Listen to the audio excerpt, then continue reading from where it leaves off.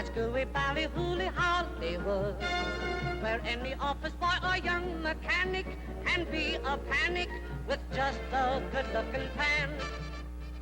When someone asked me when I was like 10 years old, what do you want to be when you grow up? I said, a saint.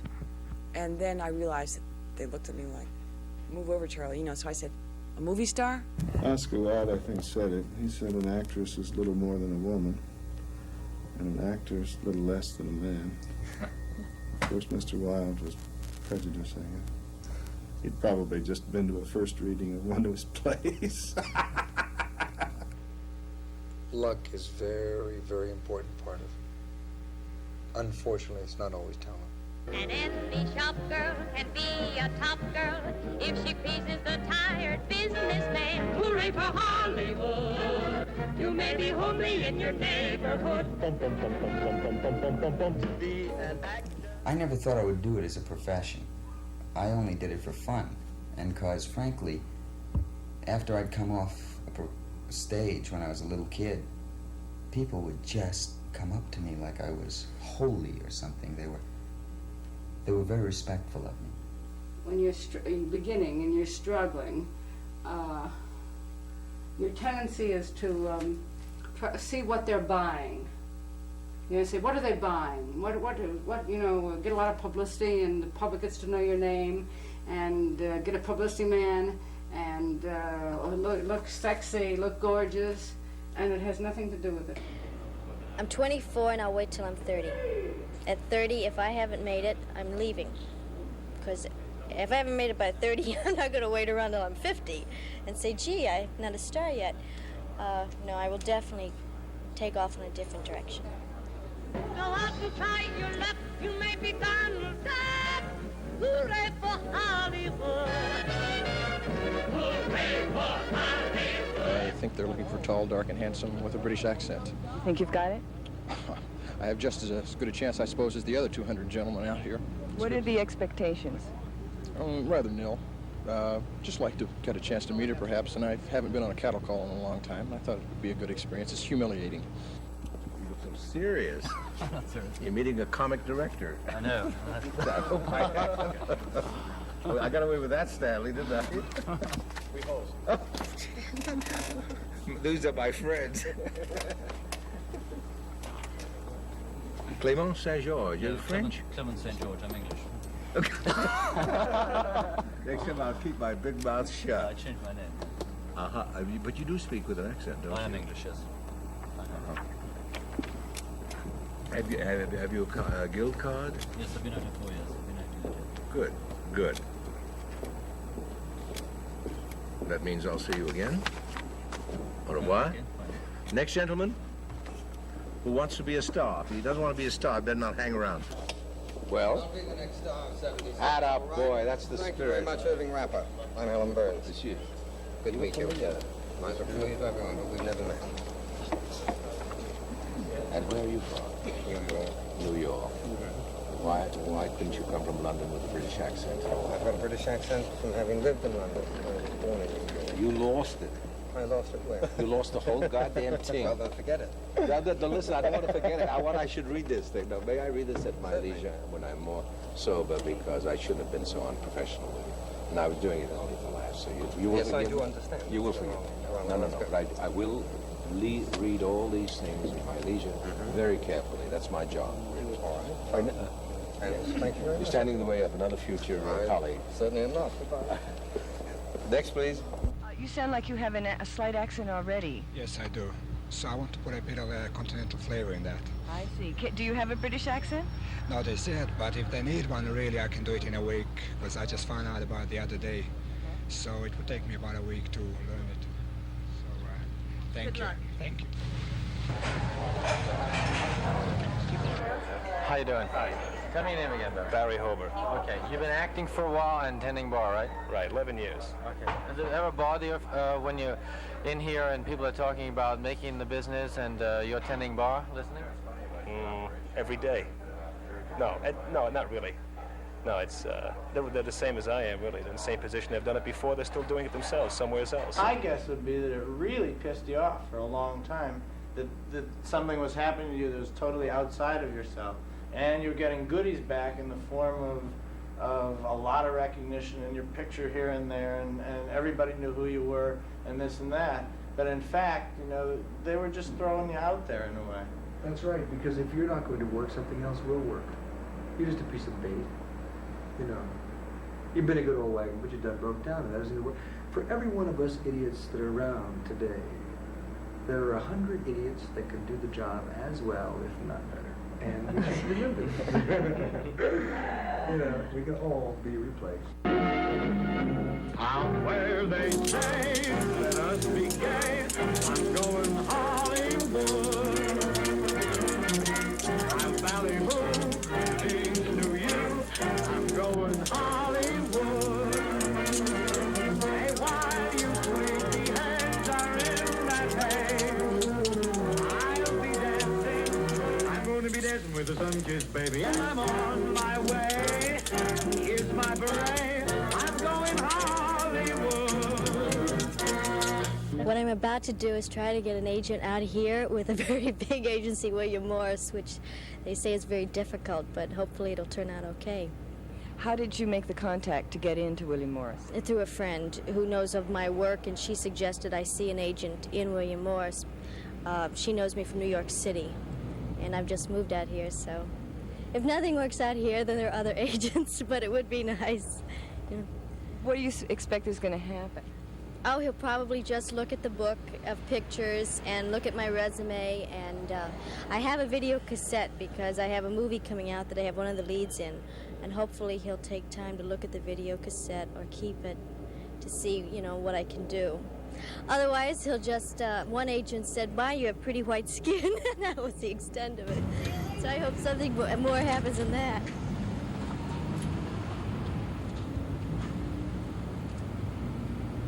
Do you think you're going to make it? I am positive I'm going to make it, whether it be as an actress or any aspects of the film business. And I know I will. It's just determination, patience, and just keeping your head on straight. You think a job like this is beneath you? No, nothing is really beneath you. That's just if you're insecure, it may be beneath you. It's a job, it's a means, it's not an end. If you consider it an end, then you may as well just fall flat on your butt and just die. But it's just it's a place to make the rent, basically. And at the same time, it's gives you the chance to do what you have to do. It's a flexible job. You're not stuck to a 9 to 5 hour position, and you can see who you want to see. That's why basically every actor in the business or actress is a waiter or waitress, because of the flexibility. What do you think of this town, Hollywood, and the movie business? Anything? It's crazy. It's totally bizarre. It can kill you. It can destroy you if you let it.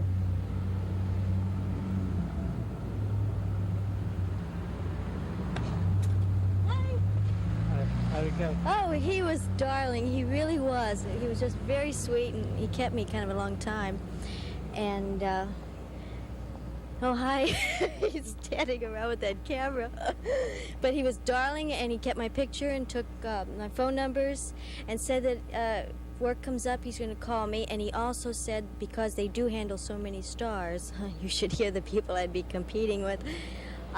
He gave me some friends of his that are also agents and are smaller ones that I should call and say that he told them to see me. But he did say I will be, looking for things. He says, otherwise I'd sign you today, but I just want you to go around and meet some other friends of mine too that have a lot of time for the younger ones and not so much of the stars, But he couldn't have been nicer. He said, "Oh, you're pretty," and oh, we all love to hear that, don't we?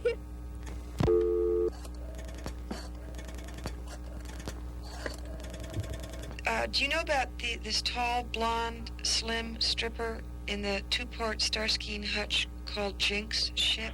The part of Lil just came out, I think, in the breakdowns today. Jinx? Jinx Ship. And I think it's Claire Newell's office casting. I don't know who the director is. Okay. Their date is July 18th, and it's described as a two-parter that may go to Hawaii. They need a tall, blonde, slim ex-stripper. Yeah, I put you up for that. You did? Yeah, Great. And I better call them right now and tell them you're wanted. There's very little money in it. I don't care. I don't care. Oh, Joyce, I want to work so bad. Okay, let me call him right away. And there's one other thing that I don't know too much about, but maybe you do. It's called Disappearing Lake, a film 20th is doing. Yeah, I'll check on it, okay? That's great. Okay. Thank you, sweetheart. Okay. Love. Bye-bye.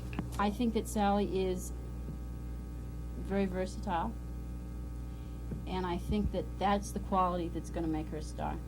It isn't going to go as quickly as it has for, no, I can't think of one person, as it has for another person. But for her, it'll take a little bit longer. But I think she'll be a star. But when I did Segretti, the thing I noticed, they sent me over to Redford's office immediately. I wanted to see film on Segretti. If I'm playing a man who's still living, it's a terrific responsibility actors should feel, even if they don't. They really have to earn the right. And once they get the chance to portray another human being, they have to respect it.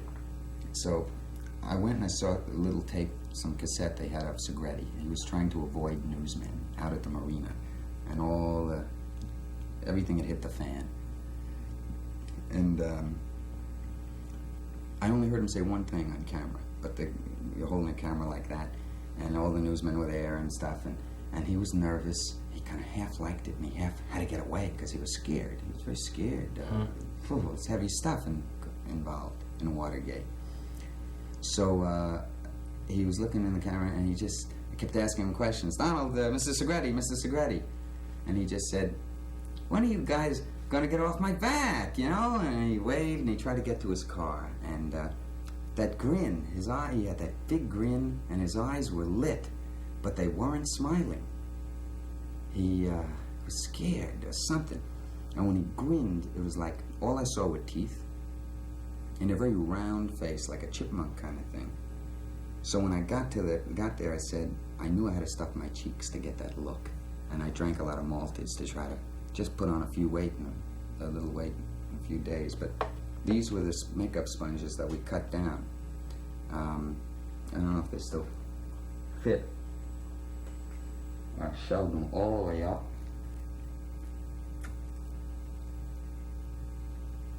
And I had the hair, I dyed the hair and cut it above my ears.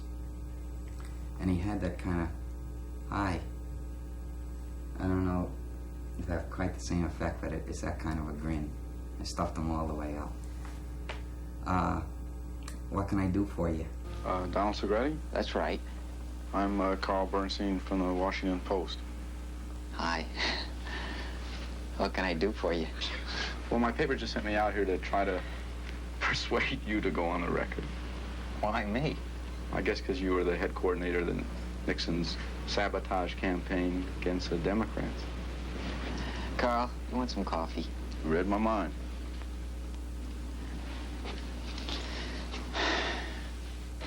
Schwab Pharmacy. You can go in there right now and you'll see probably half a dozen or maybe a dozen out-of-work actors in there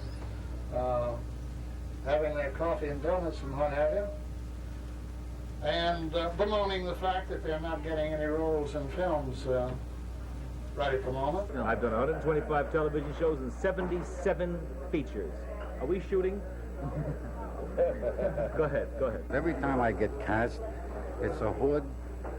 I've been killed every way there is. I've been hung a half a dozen times. I've been machine gunned, shot, poisoned, drowned, you name it. Thrown off buildings. That's the way they see me. So I accept it. I got a wife and kids. What am I going to do, right? I have to work. I have to make my money. I got a house. I got a mortgage. He's got a house. He's got a mortgage. We have to make our money, just like everybody else in every other business. What the hell? We're no different from anybody else. We're no different than a doctor or a lawyer, right?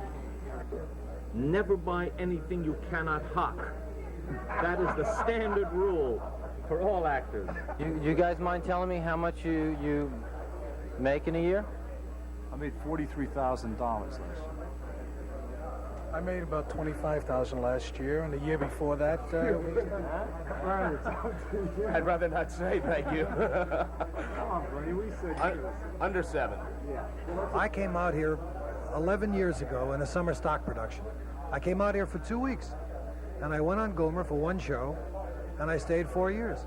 And I made a fortune saying, things really getting to you, huh, Sarge? I mean, that was my career. I would get out of Did business. you ever think of leaving the business? No. Well, I had lots of times when I wanted to be a chiropractor, I don't know how to do woodworker. anything else. I started to study woodworking, and I found out I'm allergic to paint, to varnish. I tried chiropractor, my back went out. You know, I went back to acting because I couldn't find anything else, and then I reached a certain age where it was too late to go to something else. I would have loved to have been a psychiatrist. You know, there's something I've always wanted to ask my mother. Maybe she'll tell me the truth now. Mom, all during my early years as an actor, when I really wasn't making very much money, okay? And all your sisters and brothers and the cousins would come and they'd say, what is he going to be? What is he going to do with his life? I'm afraid he's becoming a bum. What did you tell them, Mom? I used to tell them, you just wait and see. The whole world is going to envy this mother. And I live to see that. They are. How do you like that? That's the world right there. There are fellows on this corner that have been around for years that have never done anything, and they feel badly for it. They shouldn't, because it's just a momentary, perhaps momentary, 4 or 5 year period in their lives where they'll be on a downer. But then things will change. But handle it when it does. If it goes good, handle it. If it goes badly, handle it. I'm basically pretty lonely, you know, without my friends, because an actor's life is very lonely. And it's tough, because people, you know, casting directors and some producers and some directors will look down on you. They feel that the actors are the lowest, and some directors feel they're the highest, because you really can't do anything without a good Where actor. can we be the lowest? Here we are, we all compete against one another, and yet we are all friendly with one another. Oh. Now, where can you get that? Anywhere else? I think we're the highest. We're as high as anybody, but, you know. I think we're the friendliest people in the world. I can't believe the way some people treat us.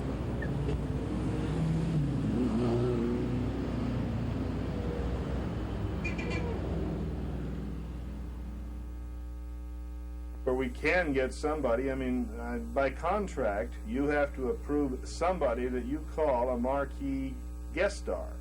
And this is the one place where we can get somebody. I mean, the other big part is a 19-year-old girl. Now, I read about 10 yesterday, and 7 of them were excellent. But nobody ever heard of any of them. I want out. Tina, I'm gonna get out. But I gotta do it my way. And you gotta believe me, please.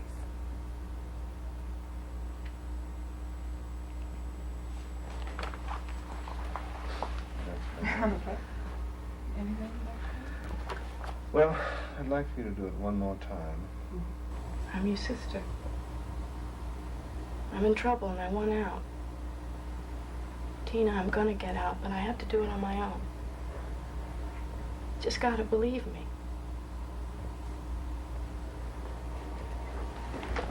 That's a good reading. That's a good reading. That's one of the best we've had. I have a little bilateral lisp. I'm sure you're aware of it. Do you work on that? A little, yeah. People always remember me. Yeah. Because of it. That's true. Well, you can make it work for you. Yeah. Yeah. It depends on the part. Sometimes I use it, and other times I don't. If I'm Can playing. you shut it off? Yeah. You really have to? Yes, if I have to. If I'm playing a sophisticated role, you know. When you were a little girl, did you get used to it, or did you have Yeah. some speech therapy? I did. Yeah. Yeah. But it's really odd. I find it sneaking in for certain parts. You know. A method lisper. Yeah. Right. Yeah. Darlene Aviato. She's with that big wrestler? Uh-huh. Good Lord. He must have seen something there. She didn't understand what she was doing. Oh, what's next? Absolutely. Hello, Mr. Do you look at How are you? Fine, thank you. Good. Deborah Deborah Miles. Miles? Hi, Jim. Nice to meet you. I'll leave Tina with you. Okay.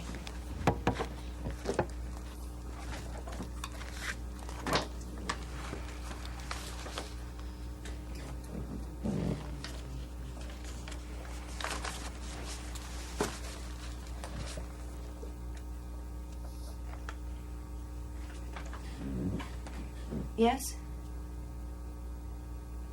Hoffman? Right. Yeah, it's amazing. 84th Street. Okay. It's the PCU. They want me to meet them now. Monica, it could be another trap. I already am trapped. Look, the cops tried to get me once, and I don't put it past them to try and do it again. The cops didn't try to kill you. It was these gun-toting maniacs. How can you even think of going back? Tina, I'm your sister, and I'm in trouble. I want out. I'm gonna get out. But I gotta do it my way. You just gotta believe me. Okay?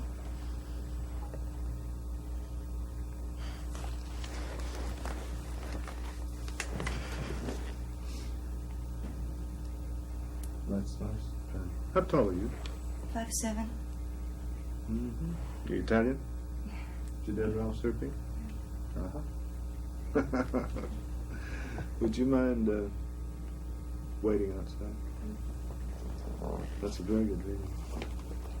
With beautiful eyes. Yes. Gorgeous eyes.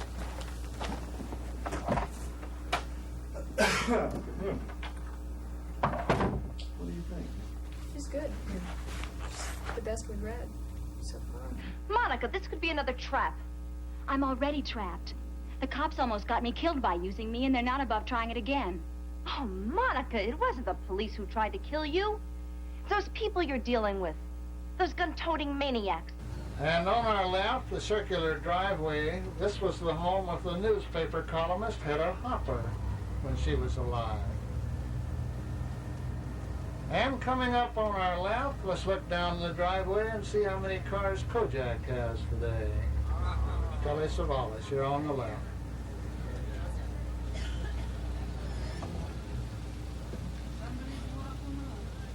Well, only 4 back there. The slipping. Where the lady is standing at the door, this was the home of Jack Benny and Mary Livingston for a number of years. They sold that for $450,000. There have been several people living there since, among them Goldie Hawn. We don't know who lives there at this time, but we do know who lives next door here, and that's, well, you see Gary Morton there. See his license plate? He's the husband, you know, of Lucille Ball. Lucille Ball, here on our left. I don't think television matters at all. I think it's like acting on toilet paper. Nobody remembers it. I mean, it's good to make money, and it, unless you do something like the Roosevelt thing or, what's her name? Jill Hustling. No. Did you see Hustling? No.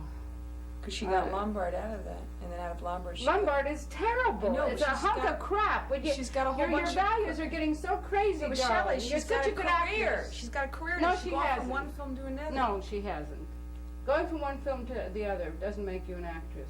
No, but she's in a better position career-wise than I am, not having done Hustling, which I happen to have been up for at the time. Just give You must never, ever say that again in your whole life, that I was up for something and I didn't get it. Promise me. Oh, okay. Promise me from now on in, if that happens to you, keep it a secret. Like Diana Light once said to me, I don't understand, I've been in 50 major television shows. And I said, don't ever tell anybody that. You know, Bonanza, Gunsmoke, so forth. Because it sounds, well, if you get my God, if you did all these things and nothing happened, something must be wrong. And Well, you are there are not, you're different not... types. There are different ways to go. Shut up, I'm talking, I'm older. Listen, Sally, you don't fit into any commercial, cliche type. You just don't. What you have to do, and it's a question of waiting and also pushing, is to try to get a part that's very good for you. I had to wait for Double Life, and I was about as old as you are now before I got it. And I did, then they didn't have television, but I ran in and out of maybe 10 or 15 pictures. And until I got Double Life with a good director, when I finished, and a good writer, I was, they said, well, she's sort of a Jean Arthur thing. I was size 10 then. She's, no, maybe she's a Jean Harlow type. Maybe she's this type. Recently I heard somebody say we were looking for a Shelley Winters type. I felt very flattered. But you can't, see, that's, yeah, I mean, you should look as well as you can. and do everything. You know, I had to have teeth capped because they were crooked. I didn't do the bottoms because I thought that was too much. But I had a broken tooth. You do everything you can to look as well as you can. But what you have to do is make them understand that when they buy you and you help their picture, they are lucky, not you are lucky. Yeah, when they hire you, they're lucky. But that's not the attitude you have, my sweet. You're saying, well, I almost got that part. I was up for that part, so forth. No, I felt it was their loss. I felt I would have been absolutely a genius in that role. Really, I did. I couldn't understand why they didn't see it the way I saw it. No, that's usually my attitude, and you would be amazed how much my attitude is that I feel that I am good, that they could be making millions of dollars off me right now. I went through the thing that you're going through, and I think I tried to look like, I made my hair pink and made big lips, you know, and I would hold my face like this, and, you know, try to look as sexy as possible. And luckily, and it was in the theater, I found my own character, my own being true to me, and that is what they bought, instead of trying to imitate what you think they want. The biggest criticism I get is that I'm too much me, that it doesn't, as you say, well, fit who's ever in. giving you that criticism doesn't know what they're talking about, because that's what you will eventually sell. There's only one you, just like your fingerprints, and that is what nobody can imitate. Over our corner here, on our left, 523, Shelley Winters. Shelley Winters. Where's Shelley Winters? Beware of God. I remember one time I was driving down the street and this gal said, "Damn Hunter," and she rolled down the car window and screamed, "Pull over the side, I want your autograph." And I said, "I'm sorry, I'm late for an appointment." I really was late. She said, she really got obnoxious. She said, "Well, you owe it to us." And I said, "I don't know you friggin' thing, now get the hell out of here." You know, I just don't believe that, you know, and I hear a lot of people feel that they really think that they owe you, and hey, that's not the name of the game at all. Acting, you know, your relationship, your rapport with your audience and with your, you know, with the people you come in contact with, it isn't, you know, you owe us this, we get this from you. That's the energy rip-off part of it. No, I do my job. You know, when people say, "We made you what you were today," and all those kind of attitudes, they're wrong, they're wrong, they're all wrong. I think that to pick a profession, which is this crazy, where you get rejected this much, I mean, that must mean you're a little different. You know, I don't like to tell them that, because I don't want, you know, I always tell them that truck drivers have it just as hard, and that people that aren't working on the lumber yard have it hard. And but I do think it's harder, and I do think they're different. Because they're selling their heart, you know, and not selling a labor that they learn. I mean, a plumber is selling himself too, but basically, if you say that the sink doesn't work, that's important, but it's not as important as saying to somebody, "You don't work." I'm talking about the hype. Now, if you have a lot of money, a lot of people behind you, and they know all the right people, and you can afford to be at all the right places at all the right time, and you do have talent, then I gotta tell you, on a scale of 1 to 10, you're an 8. You're a definite 8. But if you're a young kid with no money, and no way to go, and you know no one in this city, absolutely no one, I don't think you got a Chinaman's chance. And that's the truth. And that's the absolute truth. You don't need love from hundreds and thousands of people coming at you. That's not what you do. What you do later is like, you try to find a way to respect what you do as an art. It's the only way I can justify the madness about it. It doesn't make sense any other way. It's a crazy way for a grown-up to make a living. Hooray for Hollywood. That's gooey ballyhooly Hollywood. Where any office boy or young mechanic can be a panic with just a good-looking fan. And any shop girl can be a top girl if she pleases the tired businessman. Hooray for Hollywood. You may be homely in your neighborhood. Be an actor, see Mr. Factor, you make your kisser look good. Go out and try your luck, you may be found inside. Hooray for Hollywood. Hooray for Hollywood.